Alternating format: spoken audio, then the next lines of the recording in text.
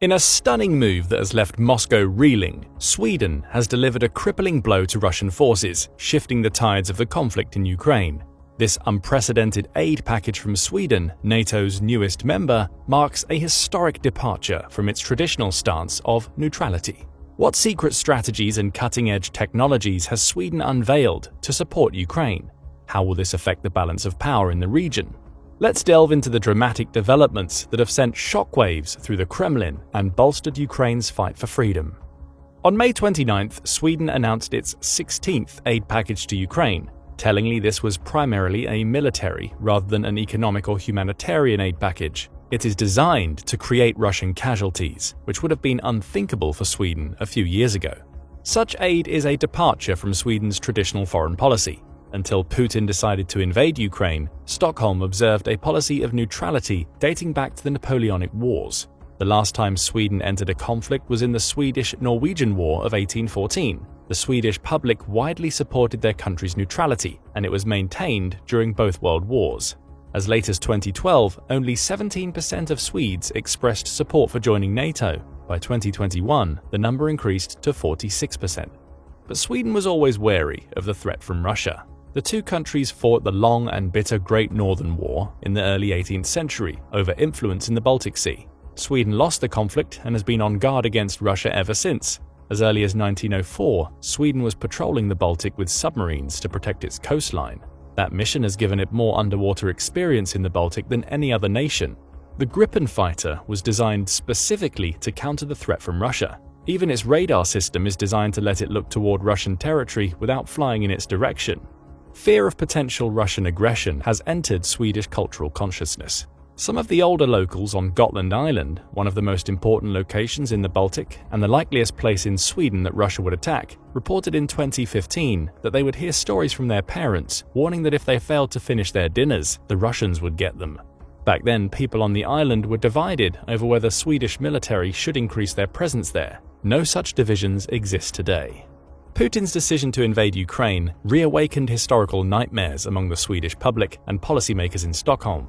Sweden announced its intention to join NATO a few months later and quickly became a partner to help Ukraine fend off the invasion. Like Germany, Sweden reversed its historical aversion to providing lethal military aid. It began with providing weapons like anti-materiel weapons, air defenses, and light vehicles.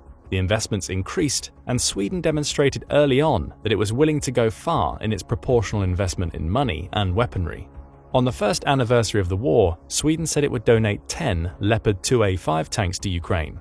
Sweden's latest aid package is worth $1.23 billion. To put that into perspective, Sweden's total military spending in 2023 was $8.75 billion. Meanwhile, Sweden's total aid to Ukraine amounts to a little over $4 billion over the course of 16 packages since the invasion started. Such a proportionally large expenditure demonstrates Stockholm's threat perception. Russia's recent successes have required Stockholm to step up its spending even more.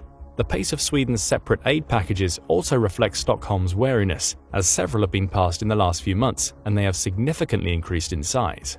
For example, in late February, Sweden announced a $682 million aid package, which was then its largest. The package included 10 CB-90 combat boats, 20 group boats, underwater weapons, $192 million worth of badly needed artillery shells, RBS-70 man-portable air defense systems, anti-tank missiles, Carl Gustaf grenade launchers, hand grenades, and medical supplies. Early in May, Sweden passed aid to help Ukraine secure its energy supply, since this section has been a particular target for Russian missiles and drones. This aid will be spent on equipment like generators, transformers, and solar cells. Will also include necessary spare parts like electrical switches, cables, pumps, and pipes. The May 29th aid package was about twice the size of the February aid package. It does not include donations of the JAS-39 Gripen fighter jet. Although Ukraine has expressed interest in this platform in the past and does not rule it out in the future, Kyiv wants to focus on implementing its F-16 program. Stockholm says that it's still working on the possibility of contributing the Gripen system later, but for now it's too much of an ask for Ukraine to divide itself between the two new fighter jet programs. Though it won't be able to donate fighter aircraft, the rest of the aid is substantial. Sweden's Deputy Prime Minister, Ebba Busch, said that the package consists of equipment that is at the top of Ukraine's priority list. Maybe the most important contribution for the immediate term is in the form of additional 155mm artillery shells. Sweden didn't specify how many shells will be provided, but the new ammunition will help to swell Ukraine's supply to well over 2 million rounds. This will ensure enough ammunition to keep Ukraine in the fight into 2025. The Swedes will also be donating RB-99 AMRAAM missiles, the equivalent of the AIM-120. Sweden's Ministry of Defense says that these missiles will be repurposed specifically to serve in ground-based anti-aircraft systems. Presumably, they'll be supplied for Ukraine's NASAMS units. This is important because Russia took to using its aviation to more effectively support its ground forces after Avdiivka fell, and the proper air support enabled Russian forces to make more rapid advances to the west. Ukraine used its NASAMS and other air defense units to shoot down some of the Russian planes. More ammunition will check Russian aviation and force Moscow to be more cautious with its air power. Sweden will also be sending its entire fleet of PBV-302 infantry fighting vehicles to Ukraine. These have been retired from Swedish service as the newer Combat Vehicle 90 replaced the PBV-302 in 2014. Stockholm thought it better to donate its older vehicles rather than keep them in storage. Sweden's official announcement of the aid mentioned that the Ukrainian army was organizing several new brigades and needed armored vehicles for their infantry companies, a demand the PBV-302 will help to satisfy. The PBV-302 is armed with a 20mm cannon mounted on a turret to the vehicle's right side. The cannon can be fed with drum magazines, which can each hold 30 rounds. A 7.62mm machine gun can be used as a secondary weapon. It has armor that can withstand 20mm rounds and weighs 12.3 tons. It comes with a crew of 3, the driver, who also serves as a mechanic, the gunner, and the commander. The vehicle can carry up to 8 soldiers in its landing compartment. Over 600 of these vehicles were produced between 1966 and 2014, but that's not the amount Ukraine will receive. Much of the fleet was decommissioned from 2005 onward. By 2018, there were at least 180 still in service in various degrees of readiness. These vehicles are likely the ones Sweden will now hand over to Ukraine. The vehicles are all set to be repaired and modernized to at least some extent before the transfer. The remaining spare parts and maintenance equipment for these vehicles will be donated as part of the package, as will the 20mm shells for the onboard cannons.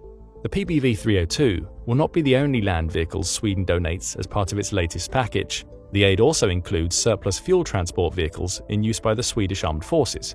Previously donated Swedish material will continue to get upkeep through this aid package. Stockholm intends to help Kyiv with its command and control through donations of terminals with subscriptions for satellite communications.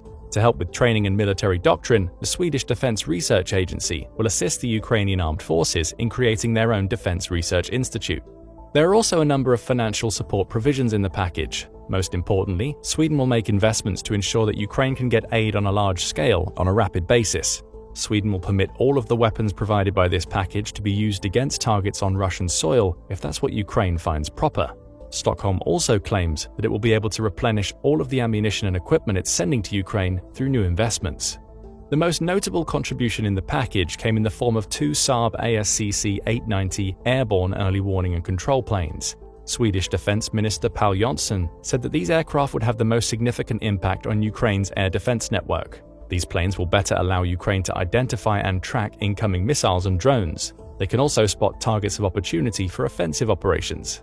Training Ukrainian Air Force personnel to fly these planes is also part of the Swedish aid package. Stockholm's decision to donate these aircraft was a significant step beyond the monetary cost. These were the only 2 AWACS aircraft in Sweden's fleet. The Swedes admitted that the donation of these planes and many other provisions in the package meant a temporary vulnerability in their territorial defense. However, they decided to take what Prime Minister Ulf Kristersson called a calculated risk.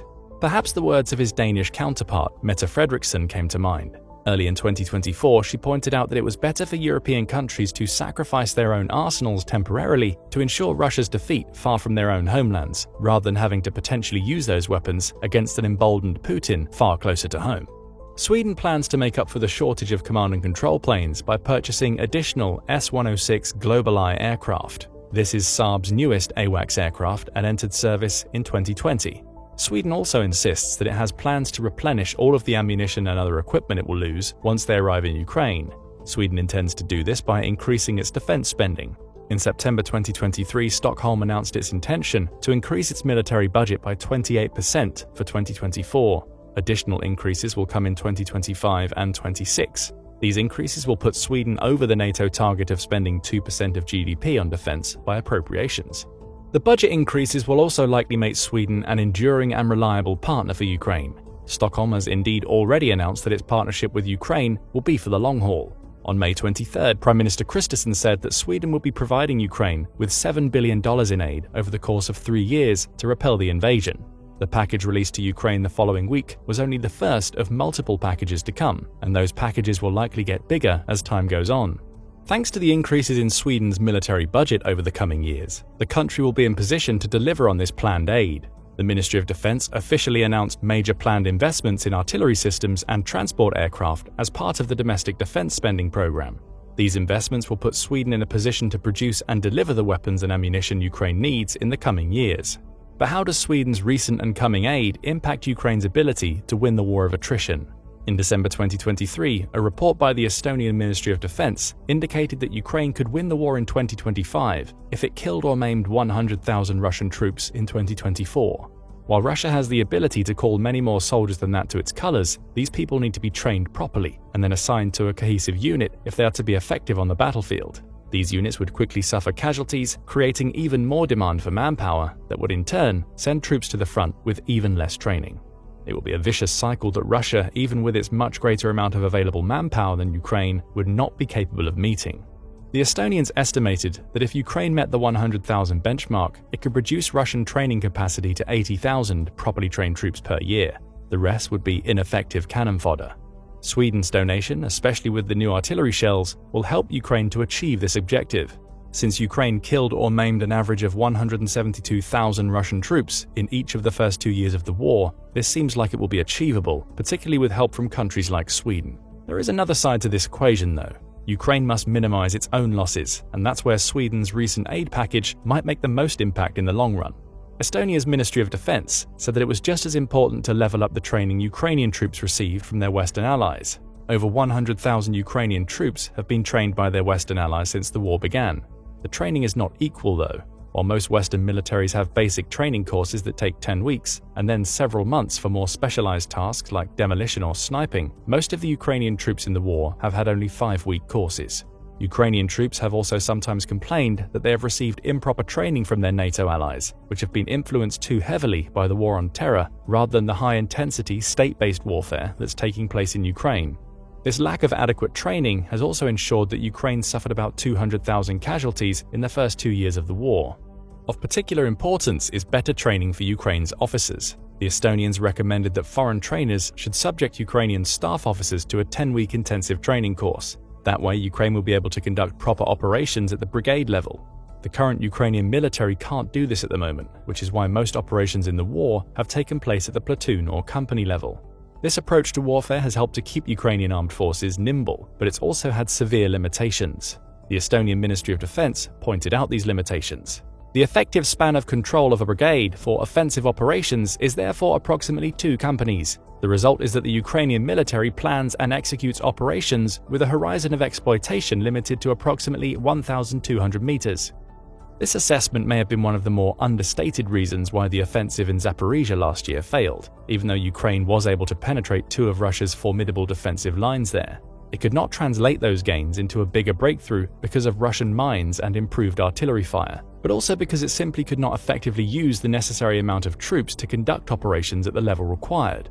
Russia was able to summon reinforcements with helicopter support that halted the momentum of Ukraine's troops. Being able to bring more of them forward in a cohesive operation could have made the difference in generating the necessary momentum. Unfortunately for Kyiv, this was not available, but Sweden might be starting to change that. Sweden's assistance in creating a defense research institute for Ukraine could help with training its staff officers, preventing casualties, and ensuring more comprehensive operations at the brigade level, although this will take time to see results. It is time that Putin thinks he has on his side, but Sweden's coming aid sends the message that he might be wrong. Ukraine is well on the way to killing or maiming 100,000 Russians this year, even though its forces may have been slowly giving ground. The end of Ukraine's shell hunger, partially with the ammunition Sweden is set to deliver, will help ensure Ukraine stays in the fight for the war of attrition and can get past the contentious American presidential election. Sweden has emerged from over 200 years of military neutrality with surprising speed, and while there may be doubts about the feasibility of continuing to aid Ukraine in the United States, in Sweden there are none. Sweden doesn't have the luxury of an ocean to separate it from its old enemy. for Stockholm, it's better to defeat Russia on foreign soil than potentially need to defeat it on soil or in waters close to home.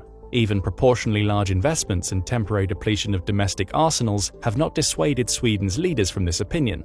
Putin may hope that many of the countries that now oppose him will become exhausted with Ukraine over time and lose interest in continuing the effort. For deep historical reasons, Sweden is unlikely to be one of those countries, and that's important because it might be proportionally small, but it has a strong defense industry. It will also look bad if Sweden, the newest member of NATO and also one of its smaller participants, were to continue supporting Ukraine at significant cost to itself while the others did nothing. Sweden's support helps to ensure a broader European effort that could continue onward even if American aid falters. Sweden's historic decision to step up and deliver a significant blow to Russia through its aid packages marks a new chapter in the conflict. As NATO's newest member, Sweden's support highlights the unwavering commitment of Ukraine's allies to ensure regional stability and security. What impact will Sweden's aid have on the war dynamics? Only time will tell, but one thing is certain: Ukraine is not alone in its fight for freedom. What do you think of the support Sweden has lent to Ukraine throughout the war, and how will it affect Kyiv's ability to win the war of attrition? Don't forget to let us know in the comments. Also, make sure to hit the like button and subscribe for more military analysis from military experts. Now go and check out Australia just dealt Russia a crushing blow, or click this other video instead.